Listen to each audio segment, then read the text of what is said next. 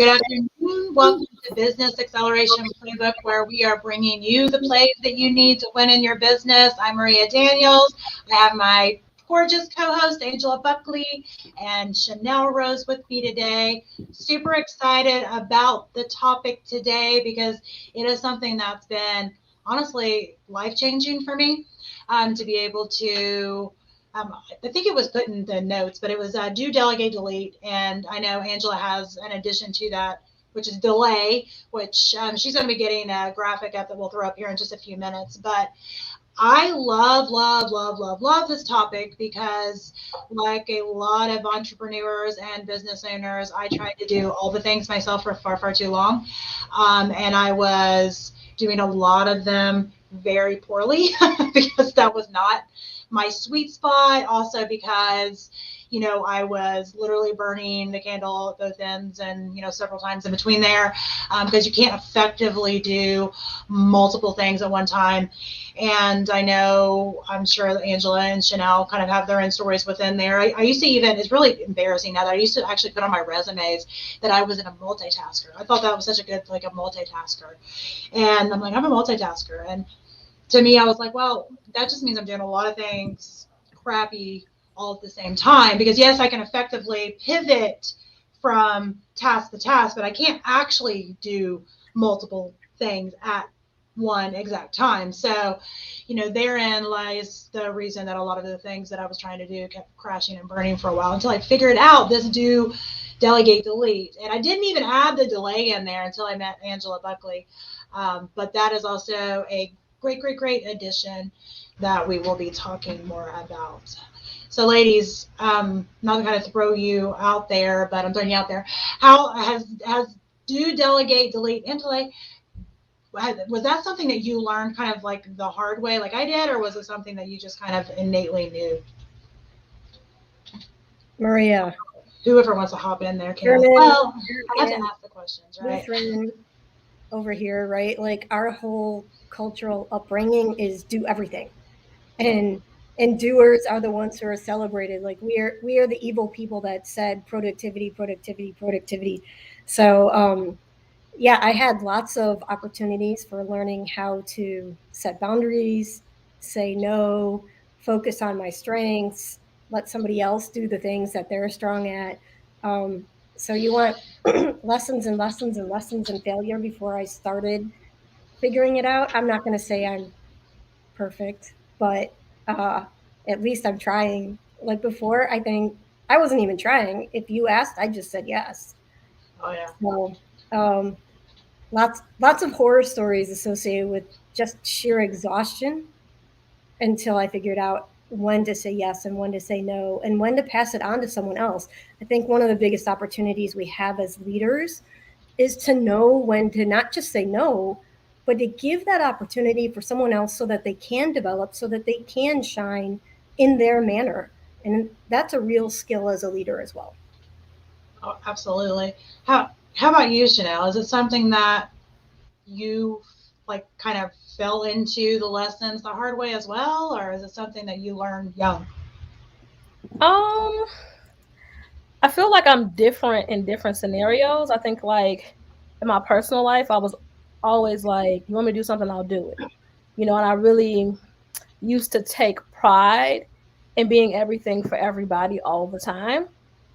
And that is like the worst way to live because there's no time for yourself. If your goal is to make everyone around you happy, that's an outside validator. And so you'll never feel good enough.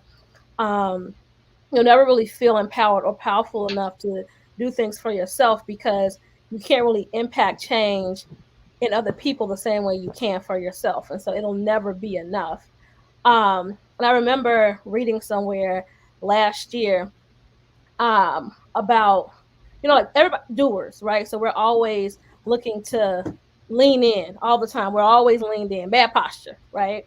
And it was like, a lot of times I would, people are like absorbed in drama, right? I know this is a little off the topic, but it's still relevant because you find yourself being the person who, if a friend has a problem, you're right there. No matter how serious the problem, how much you probably shouldn't be in it, you're in it. And so it's like it's the victimizer, the victim, and the rescuer, right? It was like the drama triangle is what it was called. And it was like, you may not have drama in your life, right? So like your home life may be suitable for you, your children healthy, you have the things you need, but you're always like right next door to things happening, and you are usually the rescuer, right? And so doers and rescuers have that same mentality. And I've also found, like, when I felt like I was a doer, that my goals were never, they were like low bars, right? And so no one tells you that, like, when you're in that process and you can't get things done, sometimes the reason why is that it's too small, right? And so you just want to get a new job. That's a small task. You could quit your job today and go work at McDonald's. That's a new job, right? You can quit your job at McDonald's and go work at Burger King. That's not really, where it's typically not a life-changing thing. If, barring any sort of details, like we don't have those, but this is not a big enough goal. The goal should be like some grand thing that requires you to act, right? And so as I've tried to figure out who I am as a person, who I am as a professional, one of the first things I started to notice is that the better my life was, the fewer relationships I was able to manage, and the fewer people who were along the journey with me.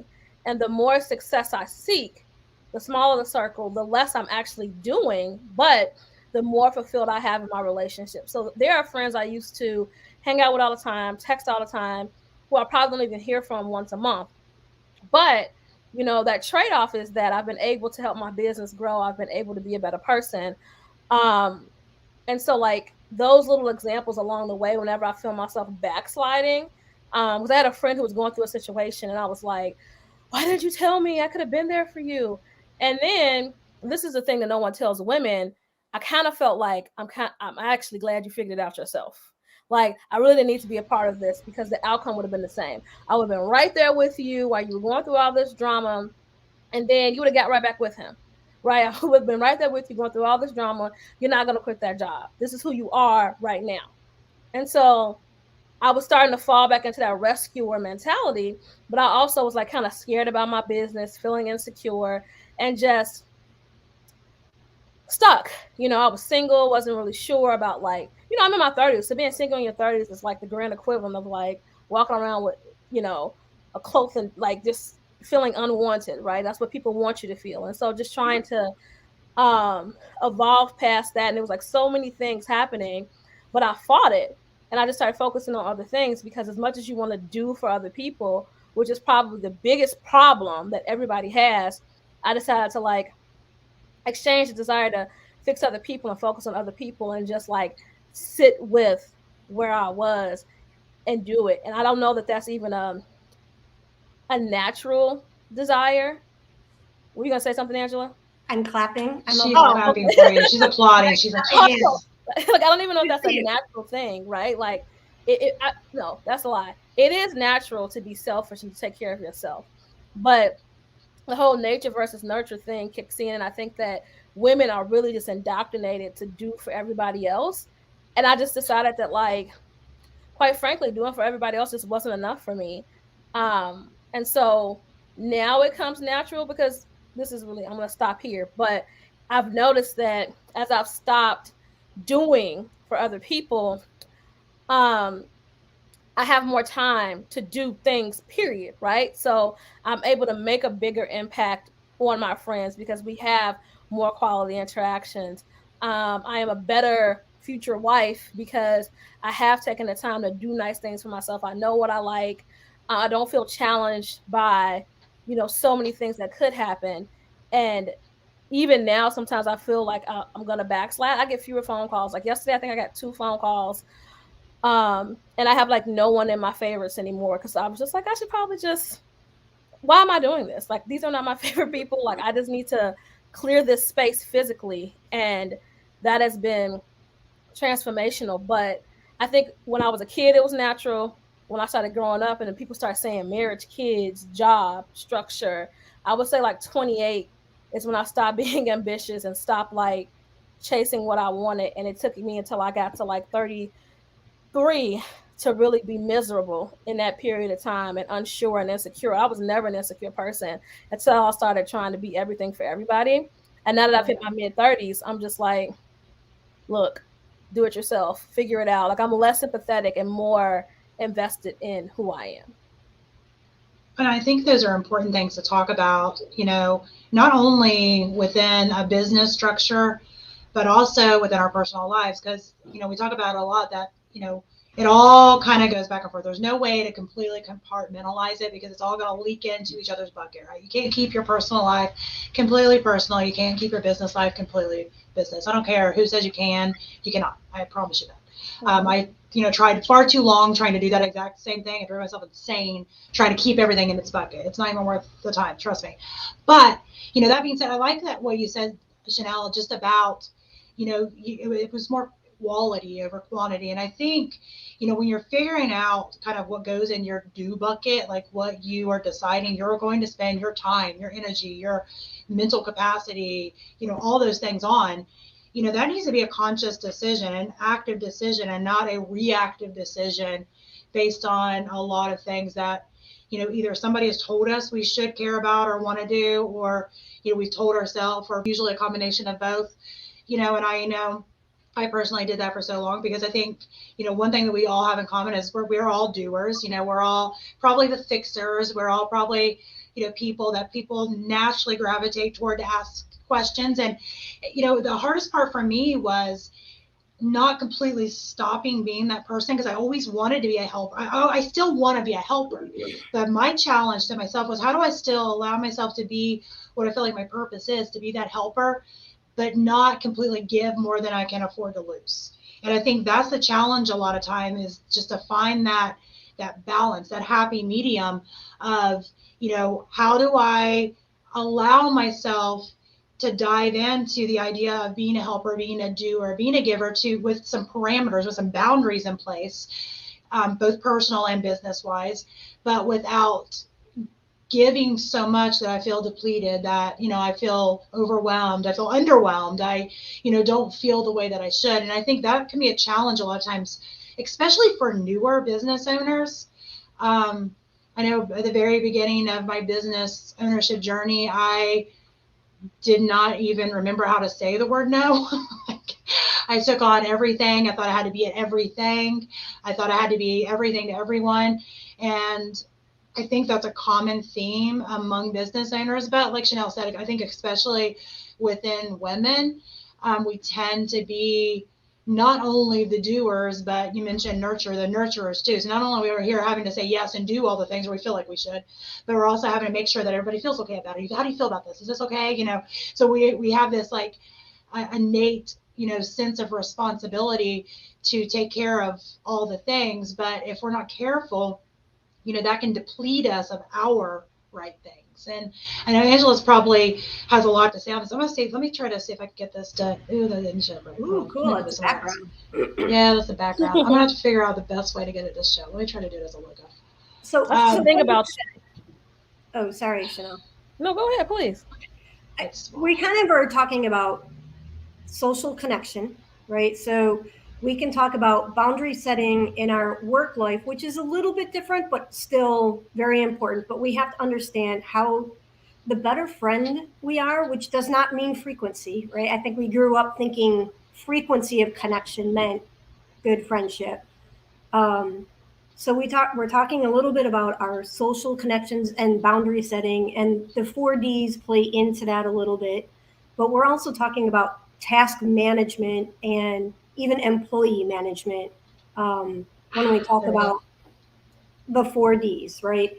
So when I talk about the 4Ds from a task management and a manager leader perspective, what we're trying to do is move from this reactive, oh my gosh, I'm late, I can't find my keys, I'm running out the door, the kids like have their shoes untied, whatever kind of mindset, if you're a mom and have a house full of kids, versus, hey, my day is planned out, there's less hectic in the morning, I can start the day from a perspective of calm. So I have a child, he's 14, he'll probably kill me at this point. When he was a kid, he didn't mind me using him all the time as an example, but we require in this household that everyone participate in chores.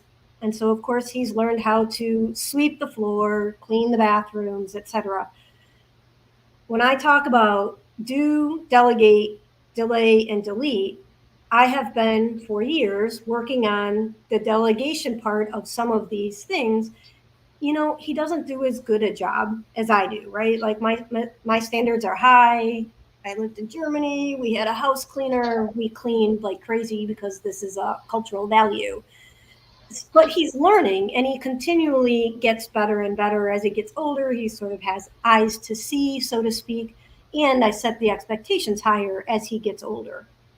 So this delegation portion, you have to be cognizant of your relationships with the people that you're delegating to make sure that you've trained them properly, that you're testing their behavior, right? Like, are they able to do it? Are you supporting them and giving them that feedback so that you can get to a point that you trust them, right? So when he's little and I say, go sweep the floor, I really expected him to get the broom out and push the broom around just so he had the habit of picking up the broom.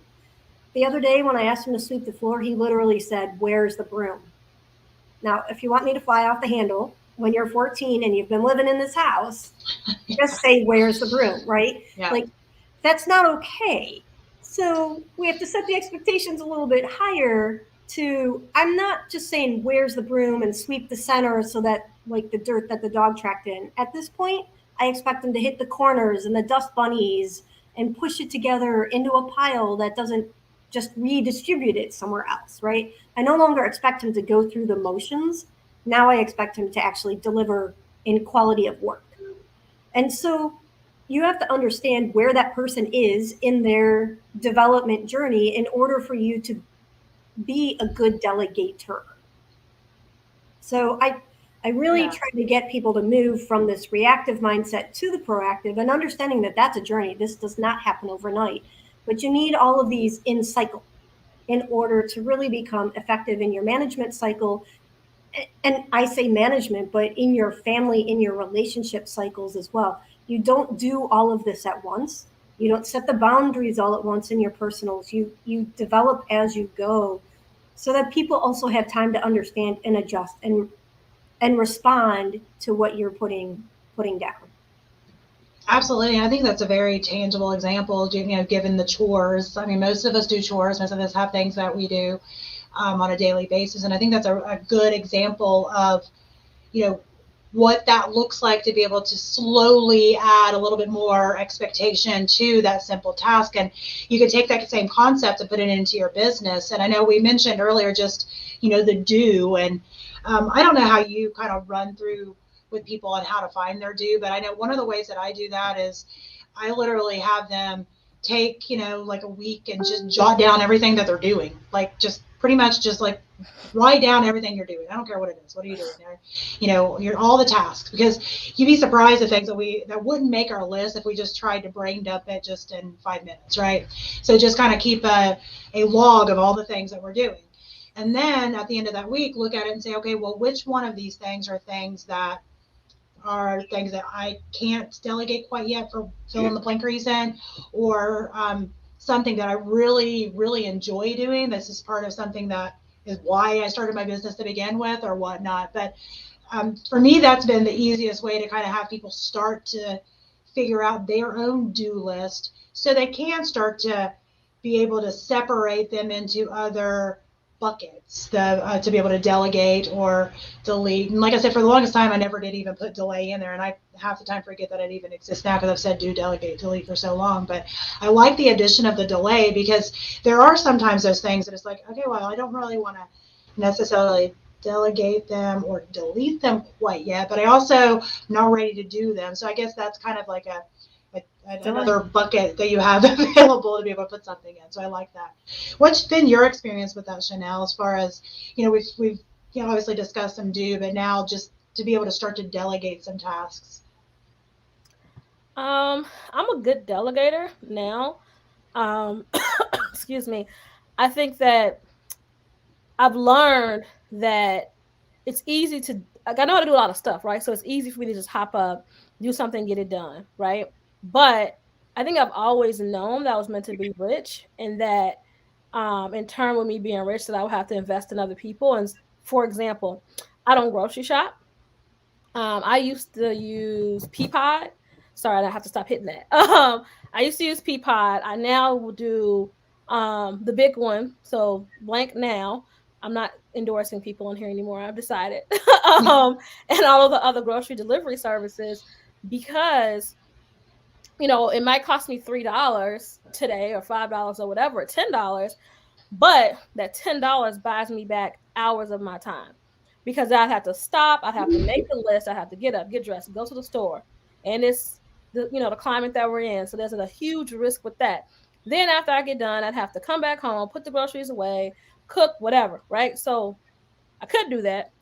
Or I could just spend 10 minutes scrolling the app, clicking and adding a cart. My cart is already there. And then it gets here between 1 and 3. I actually don't care if my apples are bruised. I don't know why anybody cares that much, but that's okay. Like, I don't need that level of control over produce. So I'm fine. And other things that I've delegated, I need a website.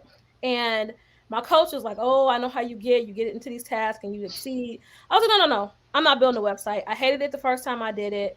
I genuinely don't like the technology stuff. So automations, lead pages, all that stuff doesn't bring me joy. It actually frustrates me. I avoid it, and it has cost me money. So now I have people in place who will build me a website. I have a good friend last night who showed me how to do an automation. Shout out to Christina. But it took us an hour and a half, and I was like, I never want to do this again, And so now I'm online looking at Fiverr, trying to see who could do this for me, because it just doesn't make sense for me financially. People will pay me $400, $500 an hour to work with them. So I'm paying $500 an hour to build a landing page, and actually be more like $750. Right. And so this thing that I did that was for a freebie needs to make me $750 back for it to make sense. It will never do that, because it's a landing page for a freebie. And I can use it over and over again, so it's fine. But the point I'm trying to make is I've learned to delegate, because when I don't delegate, not only does it cost me money, it costs me time. And most of the things that I should delegate, when I don't, it just pisses me off. Like, let's just be honest. Like, this is a very mild and calm conversation, but the stuff that I should delegate doesn't bring me joy. And there's somebody out here who does. I have a cleaning lady. Okay.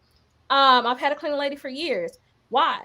I don't have time to clean. Again, it's the same logic. I pay her $90. She comes and cleans the house. She's amazing. And I'm done. If I was doing it, it would take me longer. And again, with the $750, if I'm lucky, but it's probably $1,000 at this point, because it takes time to clean. So when I start thinking about output and input in my budget, and like the value of things, she loves to clean. She has a cleaning business. So me paying her is good for her and her family. It's good for my life. And it just creates a better me, so that I can be a good coach. I can be a good employer, and everybody's happier. So when I can add value to my life by delegating, it often adds immediate value to other people. So it's not just about delegating, it's about investment, adding value, creating streams of revenue for people.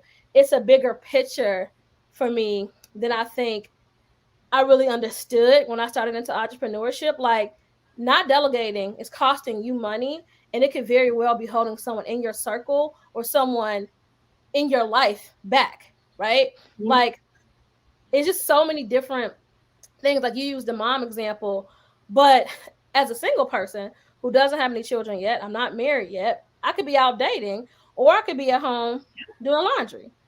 Right? The laundry's got to get done. If I don't do laundry, I don't have anything to wear on a date. If I don't have anything to wear on a date, I can't go on a date. Can't go on a date, can't get married, can't have kids. You see how that goes? Like that entire process. When I could pay $90, my clothes be put away, I can go to my closet, see that I don't have anything, and just go shop, right? It just saves me the trouble. But I'm being silly. But the point I'm trying to make is that, like, delegation is a big picture audacious thing to do. And if you're serious about business and you're serious about your own personal development, then you've got to get very serious about delegating, because it's a big picture. It's not even a personality trait. It's a big picture habit. If you want to talk about success strategies and success habits and growing your business, if you can't delegate, don't get in business. Just don't. Absolutely. That's a really great. I paid this year to have my Christmas lights hung. Good. No one our age needs to climb on an icy ladder. This is Christmas lights are like part of a value for us for celebrating and whatever else. And I would have to buy a special ladder, and every year those dang light bulbs burn out and whatever. And there's a local company that loves to do it. They're so excited. That's their annual business. And then the spring is their grass, right? But yes, learn how to delegate and take baby steps. Take pride in it. I think that's the other piece, right? Like people will diminish anything. And this is like a very small example that's very controversial, but breastfeeding, right? And so there's this whole thing about like do or don't.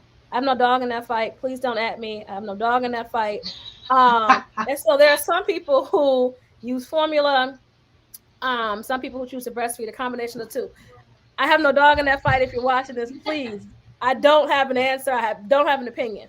But my point is that like some women, for example, will choose to use formula because they have to go back to work. And, it's a maximum value proposition, right? If I provide my child with formula, then they eat, they are nourished, they can grow, and all the good things that happen when you eat happen, right? Period. End of sentence. But there's this whole concept of like, as a woman, if you make a decision to not do that, then, you should make a decision not to breastfeed at all. Because some women just say, I don't want to do it, right? Again, no opinion. It becomes like this whole thing, right? And like parenting. There's judgment on both sides, right? Yeah, like people are judging you on both sides of that decision. Right. And what you'll find, like the reason why I use this example, even if you're a man, the reason why I use, and you're watching this, the reason why I use this example, this is a perfect example of a intimate personal choice that people make that really doesn't impact anyone other than like your home unit ecosystem, right? Period. Whatever people decide, that's fine. I don't have any answers at all. Done no research, but my friends have been having children since we were very young. And so I think internally over the years, I've witnessed so much controversy on both sides. Like if a woman breastfeeds in public, oh my gosh, she got her breasts out. And it's like this whole, like, again, judgment process. But you're supposed to breastfeed, right? By any means necessary. And so it's like this it's a constant. So everywhere you turn, there's a constant opinion being placed on you. And I just remember thinking, when I have children, I'm going to move out of the country and go remote until they're like 40. And I'm going to tell them the world exists and we're going to come out and we're going to like enjoy the other people. Because again, like just when you're trying to do very basic things for yourself that can add value and improve quality of life, either way, it becomes like a whole big thing. And so some people who, may breastfeed, they delegate out other tasks so they can have more time to nurture that relationship, or they delegate out making bottles to a nanny or whatever. Like, and so there's a constant judgment. And so when you're faced with the reality of that people are going to judge you anyway, do what you want to do anyway. Just do it, because the answer has to be right for you. And I think like that's the thing. Like no one ever tells you that, I shouldn't say no one ever tells you. If it makes sense to you and it makes sense for you, those are really two the biggest important deciding factors. Like in every part of my life, whenever I have done things that don't make sense to me, they're never right for me. And everything that's been right for me, I didn't necessarily understand it, but it made sense to me. And the two have always been together, interlocked permanently.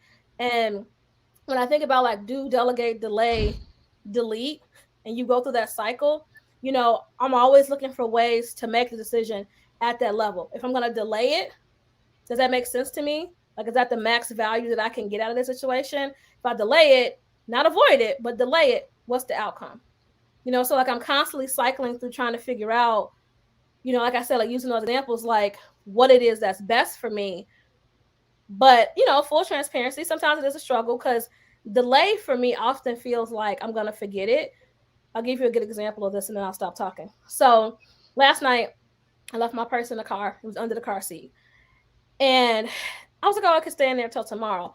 I spent an hour, like 2 hours being absolutely unfocused because I kept thinking about my car, about my purse being in the car, right? I was trying to delay it, but what ended up happening was it distracted the heck out of me. And I ended up having to just go outside and get it because my brain would not give me any peace because I don't live in a bad neighborhood or anything. I could probably leave the doors wide open. And the only thing that would happen is that somebody would call the police to try to figure out why my doors was open. Like that's literally the extent of it. But it just caused me so much agony. And it's like, I tried to delay it. I called myself just being like, oh, it's okay. It's fine. Free flowing and easy going. And it was giving me hell. Right. So like, I just went and got it. And sure enough, I went and got my purse. I sat it down. I didn't need anything in it, but then I was fine. Right. So like, it's me trying to understand, even though it's a small example, like understanding where in my life, maybe delaying doesn't work well. And clearly things like that, it doesn't. Well, and I think that those are good examples. I know sometimes, and I'm sure Angela can say this better, but sometimes some of the things we try to delay maybe should be on the do list or maybe should be on the delete list or whatever. And I think it takes us really kind of trying out some of these things and asking ourselves these questions. And I know, Chanel, you mentioned, just the example of, feeding babies, and I will weigh in on this since I've fed 7 babies, and I did breastfeed all of mine, but I supplemented with 2, and I think you're right. No matter what you choose, it's the wrong answer for somebody, but it doesn't matter. Who cares what other people think on if they think it's the right answer for you and your family or not? And it's the same thing with you and your business. You have to decide it's okay to take in other people's information and weigh it to say, okay, how do I feel about their what they're saying, or how do I feel about whatever, to help you make a decision for somebody you trust or look up to or whatever. But at the end of the day, it's you that has to decide, and for me, my deciding factor was that number 1, I was gonna be cheaper. Number 2, I was planning on staying home with the baby anyway, for that time. So for me, it was like, it didn't make any sense for me to spend more money when I was able to do it and I had, the availability to be able to do it. But for some people, like my daughter, for example, who has 2 kids, she, pumped for a little bit, but then she decided to switch to formula and stop after the first couple of months because she wasn't able to stay home. She was in the Navy. The Navy, only gives you so much time off after. You have to come back. So to her, it was a better decision for her to only do it while she was home and then a transition to formula. Whatever is best for you, whatever is best for your family, whatever is best for your business. And I think that is what you need to kind of look at when you're thinking about what do you do in your business? What do you delay in your business? What do you delegate in your business? What do you delete in your business?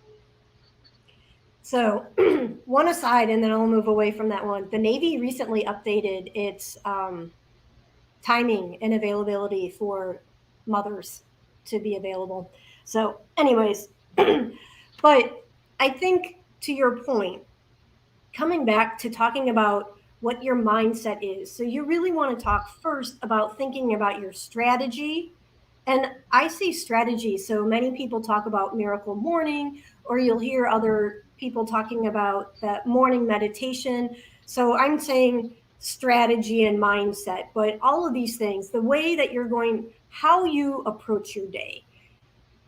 If you can start early and starting to think about what are the things that you can eliminate or do ahead of time so that your day is less hectic is part of that goal. So your mindset is, I want to move out of the reactive and into that proactive so that we don't have the rush, or we don't have, so I'm in manufacturing and I don't want to have a defect ever reach my customer. So if somebody makes a defect, right, if there's an assembly error, now I have to react to that to fix it, to make sure that it doesn't get it. And that costs me money. But if I can, during my design stage, create it so that my square peg doesn't fit in a round hole, quite literally, now that person can never make that mistake again. right? Like I have the rounds going in the rounds and the squares going in the squares. And I'm not going to have somebody down at the end of the line doing some sort of inspection and fixing and everything else. I've eliminated a lot of work and created a higher quality product going to my customer. We can take that exact same design and engineering type mindset and apply it to our days. I'm a big advocate of Sunday food prep, even in my business type things, because now during my lunch hour, my quiet time at my lunch hour, instead of standing at the microwave or running out to get something to eat, I can eat the food that I've prepared for the week. I know that my food is healthy and nourishing, but I have quiet time to go through my LinkedIn profile. I enjoy reading what my other colleagues are posting. It's usually very informative, and it's an opportunity for me to grow and also build a few connections. I wouldn't be able to do that if I didn't have some planned time on the weekend that allows me to have this quiet time in the middle of my day, right? So again, how do I move from that reactive to hectic to going out and having a calmer approach to my entire day? So your mindset is the first thing that you start when you start this journey of do, delegate, delay, and delete. I think that's great. And I think, one of the things that struck me when you were saying that is just kind of imagining how you feel. You mentioned calm, right? So when you do this, even if you don't want to do it, right? Because sometimes you're not going to always feel like doing it. But when you do it, you can remember, oh yeah, when I do this though, I'm able to feel calm. I don't have to think about it. I don't have to feel hectic. And, I think sometimes we need to think about that end result, right? What we're going to feel like when. And I know another example is working out. A lot of people maybe don't want to go work out, right? But how do you feel afterward, right? You feel energized. You feel like you've succeeded. And the same thing with like checking off a task that you've been, putting off for so long. And I know we all do that. I'm terrible at putting off the most simple task that will literally take me 5 minutes. And I get really good at it for a while. And then I notice that I start kind of slowly falling off the wagon. That I start like, hey, I'll do that tomorrow. I'll do this tomorrow. I'll do that tomorrow. And when I finally have to do it, it took me like 5 minutes. So the fact that I was even spending the probably 5 minutes that it would have took me to look at it and go, yeah, I'll do it tomorrow, and rearrange stuff so I could do it, quote unquote, tomorrow. Was it really worth it? No. And I think part of us talking about these things is not because we're always perfect at it. I do great at it sometimes. Sometimes I suck at it. I have to put myself back into check again. And I think it's important to realize that because, this isn't something that you learn, you check off your list that you've learned it and you never have to think about it again. This is something that requires maintenance. It's consistently looking at, what are you spending your time on? And Chanel, earlier you mentioned that you said, I knew I was going to be rich, right? So you said that you were going to be very focused on, you like money. We know you like money, and that's good. We love you because you love money. You're the money honey. That's who you are. We love that. And, to be able to make that money, you have to be able to allot time to that. And you can always make more money, but you're never going to make more time, right? Everybody is given a certain amount of time a day, no matter what. So it's so important to really think about budgeting our time, as important, if not more important than budgeting our money, because we can make more money every day, all day. There's always more ways to make more money, but you're not going to make more time. There's not an infinite amount of possibilities to make more time like there is the dollars. And I think that's why this is something that's so simple, but yet it's so important to really learn and practice on a daily basis. Earlier you talked about multitasking, and there are two areas of focus for me in 2022. One of them is being organized, and the other one is better time management. And so habit forming, excellence habit forming. And so I've been trying to adapt. So I was sick for, 6 weeks with COVID. And this is my first official week back at work. Today is my first official day back at work since the beginning of December. And, I had a lot of tragedy happen in December. So on top of having COVID, some very serious things happen. So just imagine experiencing like a bunch of grief and a bunch of, turmoil, then getting COVID and you can't go anywhere. So you're trapped. Like I physically have been trapped inside of my body, inside of my home, processing things. And so like the first week I was like, oh, I'm not that sick. I'll keep working. The second week I couldn't. The third week it was worse. The fourth week, the third and fourth week I was like, this is actually going in the wrong direction progressively. Like this might be, the turning point of like the end, right? And so when you're wrapped up and you're forced to sit still, you get these like aha moments. There's these moments of clarity, and psychologically I was like, there's going to be some things I need to do differently, and these are some things I've always wanted that I really want to lean in on, right? So I'm in the bargaining stage. If I'm so sick, I hope I get better. If I get better, I'll do better, right? And so as I was thinking about coming back into work, there were many things. We talked about time. One of them I read all the time is you should make up your bed every morning. It's a great way to start your day. And I'm like, okay, cool. You should exercise, whatever.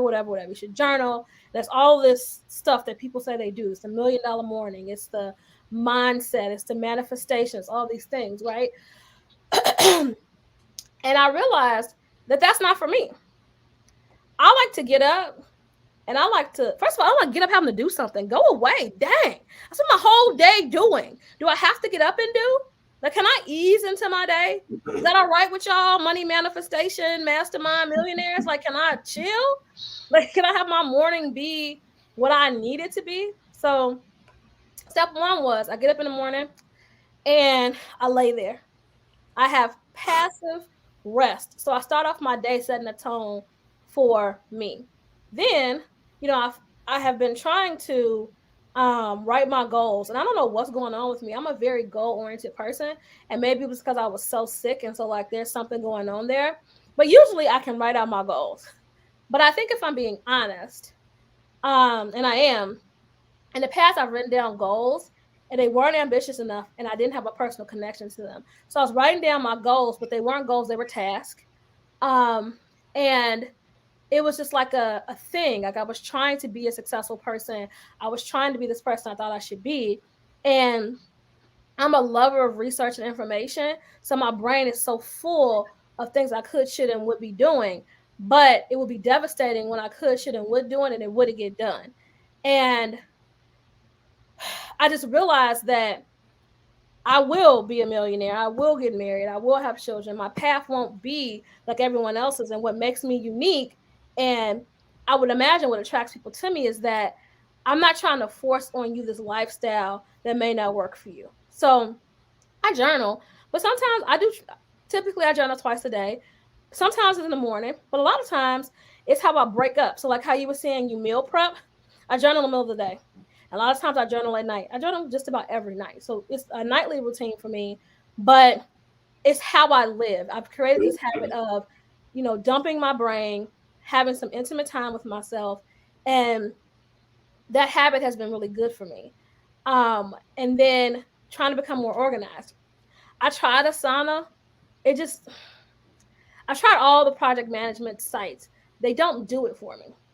I don't know what will do it for me, but I have this desire to be more organized, and that would allow me to be more creative, because when I know what I'm doing, I create greatness. But I mean, I'm good either way, but it's easier for me. And I want to create a life of ease, which is why I don't get up and make up my bed till I'm ready, because I don't want to have to like be charged with a task. Like that doesn't feel good to me. So I don't do it. Right now, it's not made up. When we hang up, I'm going to go make up my bed. It just is what it is. I just don't feel like I have to do stuff all the time. But with the organization piece, and this is something that I've struggled with in my business, I don't know. I think it's a fear thing. If I'm here, so let's just talk about it. I think I'm afraid of failure, but not afraid of failure like financial failure. Like that's my biggest fear, and that comes from like my relationship with money and just some things I've experienced. I don't ever want to be broke again, and so I am like stuck to it. I feel almost tethered to the things that have ailed me before. And I'm trying to figure out like how I overcome that. Because I've written down, like I said, I've written down goals and tasks before and didn't achieve them. And yes, I'm a different person, but it is still this like thing in me that doesn't allow me peace when I try to get organized. Like I get really frustrated, and I can remember, you know, last week my friend was showing me Trello, and she was insanely excited. She's like, yeah, and then you click right here, you move the thing over here, and it looks like this. You can change the background. She was like alive. And I'm like, I don't even know who I am in this. Like, I just want to hang up. And at some point I was so overwhelmed, I was like, can we stop? And like nothing she was saying was something I couldn't do. But we talk about do, delegate, delete, delay.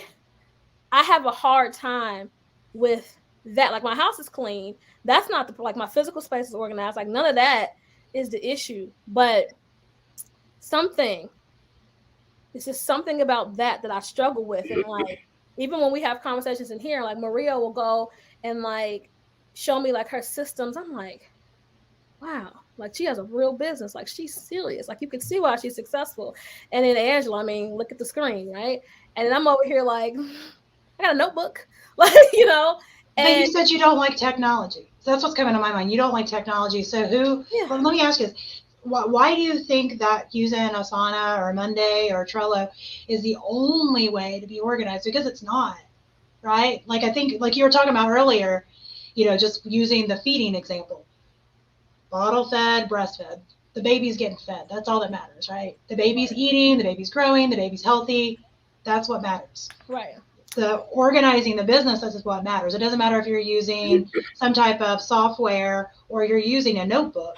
It's how are you utilizing those things, not what are you utilizing. And I'm sure Angela can dive into that more. But well, and 100%, right? Like, hi, engineer over here, super user of Smartsheet, won international awards using it for culture change. What is Smartsheet?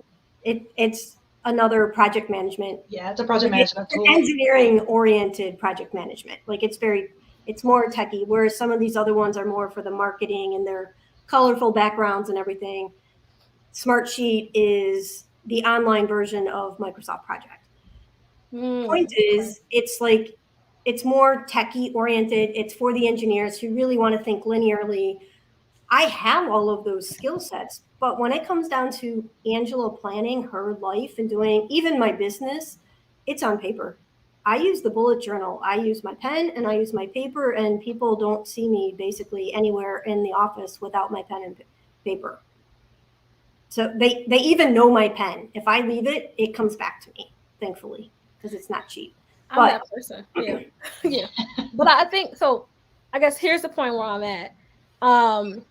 I am looking to scale while I'm scaling, and I have 3 businesses based on one business. So I am 40% into launch for one business that'll be here first quarter.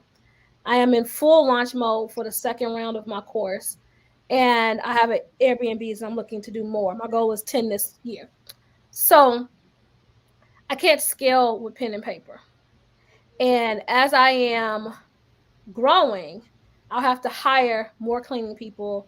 I'll have to be more in charge of communication from different people, potentially across the country, maybe across the world.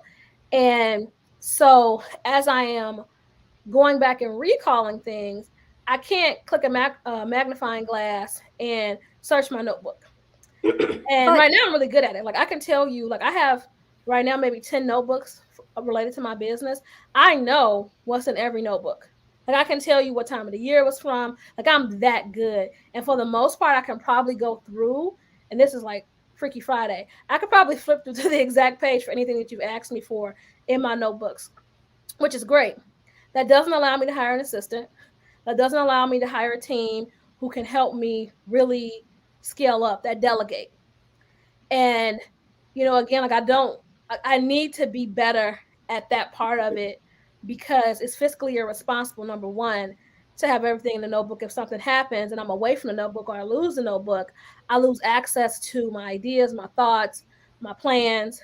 And they're all there. Like I can't tell you how much is in my notebooks. Like everything's written down, but that is not the best way to be in business. And I'm like you. I use Dr. Grip pens, and people who know me know, like, they're my pens. I have a couple other types of pens I use, but that's who I am. And right now, next to my bed, there are 4 notebooks. Each of them have a different place in my life. And they feel very necessary for me. And I'll probably always be a notebook girl, but I can't grow. I can't grow inside of a notebook. And so you need a project manager. That's what I was going to say too, because it sounds to me like you need a project manager or a fractional CEO. You said I need one? Yeah. It sounds like you need somebody to do that, to manage that for you. You can do the notebook. They take that and they make it work, online in a way that's, There's certifications in project management. They do that as fractional work. Yeah. So I was actually looking at, there was a time in my life where I wanted to do project management. I was studying for my PMP at the start of the pandemic. And I think I do, like, and maybe this is the universe telling me I need to hire an assistant, like not a virtual assistant, because I have 3 of those. That's another thing. So I have 3 virtual assistants who are amazing, excellent, can't say enough good things about them, but I have to manage them, right? And so right now, see, I'm not the owner of the business. I'm an employee of the business because I'm not technologically organized. So their systems, when we meet, are what I use to measure input, output, flow, everything else. Is how I track their pay is through their systems. Right. That is not good. Right. But it was just me. It was fine. But now I have 3 assistants, a cleaning person. So I have 4 staff right now. 5.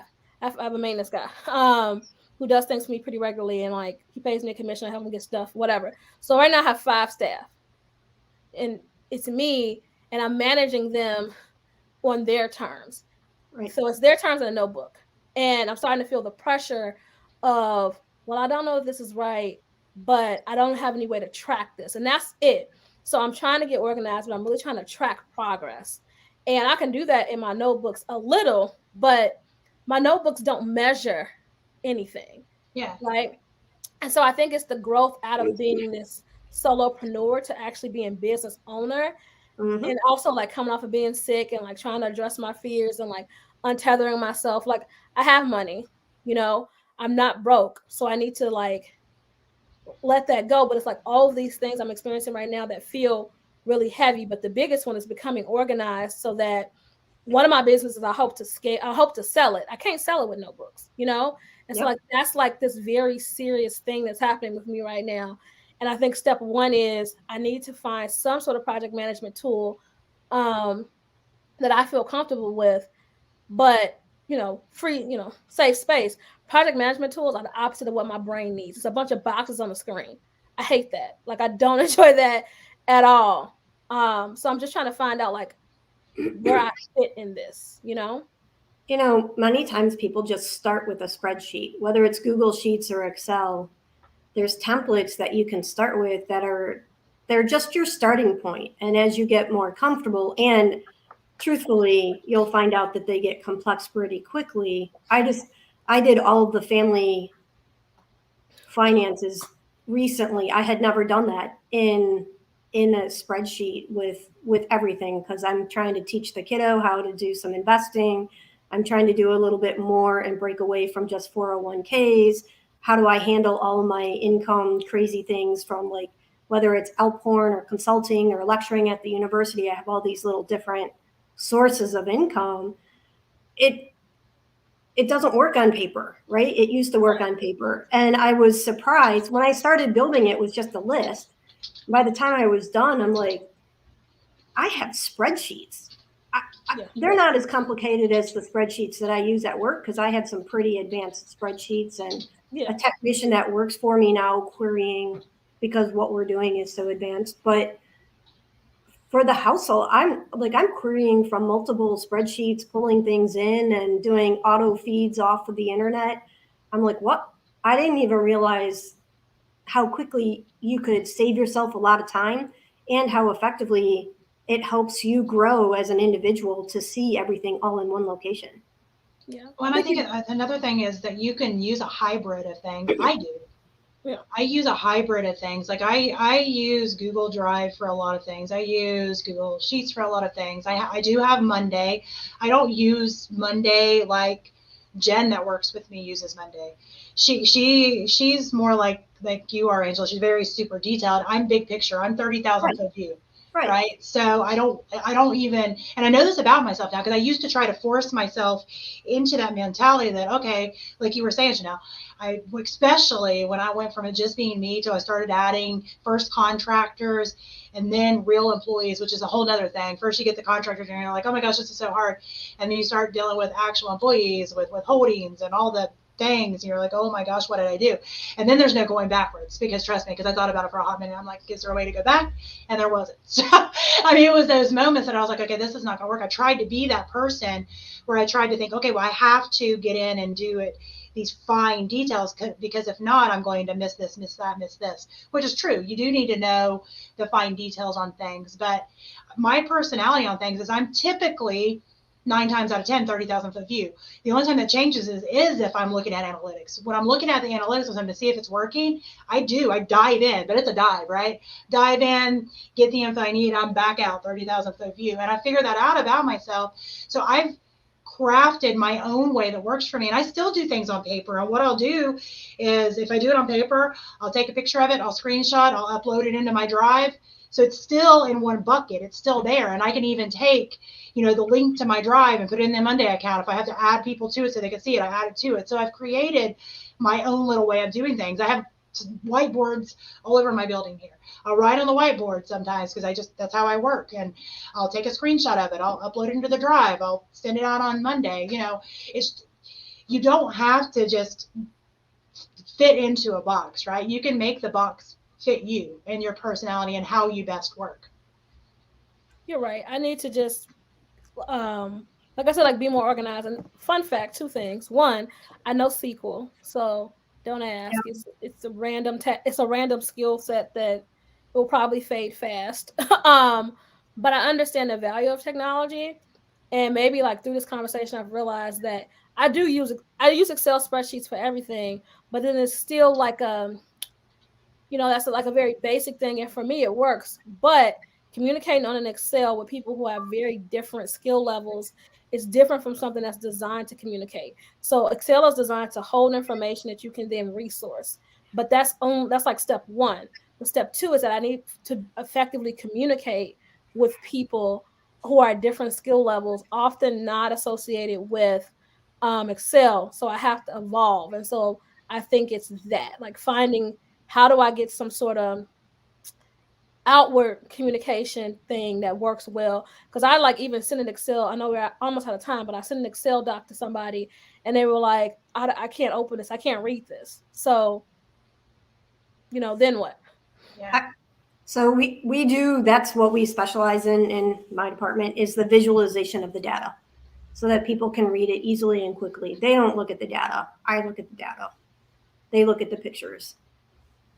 See, that's a thing. Yeah. So next week when we come back, I'll tell you what project management tool I'm going to use. Okay. And I'm committed to giving it 90 days. Not going to switch. Not going to have shiny object syndrome. I'm going to find one and commit to it. I'm going to use it for 90 days. I like it. Okay. I think it's good. I think that's great. And Angela, is this well, I turned it into a JPEG, but it's a PDF that you have. Is that something that we can share on the page and stuff, or do you want? Yes. Yeah. It's my loss leader, so okay.